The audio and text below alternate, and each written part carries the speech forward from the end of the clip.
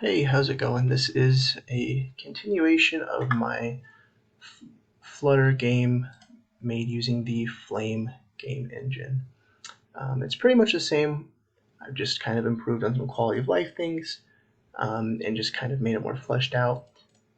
The first thing that I did was I went ahead and changed from a static image of a frog to act as the bird to an animated version. And the way I did that is using the Flame engine's sprite animation component. So you can see we're just loading the sprite, and then we're loading it as a animation, or as the animation data, which is going to be 7 different images with a 0.15% step time. So that's going to be the transition time, and you just tweak that till it runs smooth. And then we're defining the animation itself, and then that is what we actually end up adding, along with a hitbox on top of it for the collision. On top of that, I did add a bug, which is kind of like an optional objective. If you hit the bug, you just get 5 extra points. So just something to keep the game a little more interesting. And this is also an animation, but this is added to the game using this cool component here called a spawn component. And this is something in the Flame game engine that you can use that will periodically, so every 3.9 seconds in this case, add another one of these components to the game.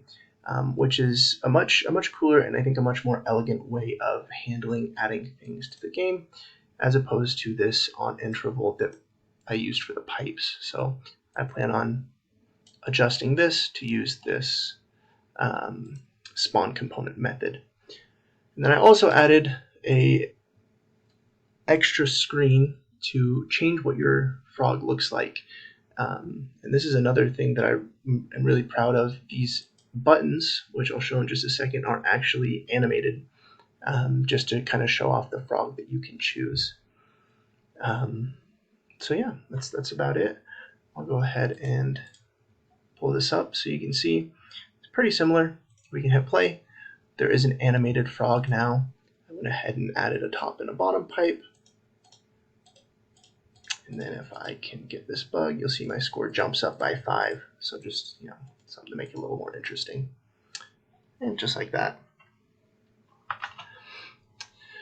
And then we can go ahead and hit this change frog, and you can see these are all of our options, and all of these are actually just their buttons.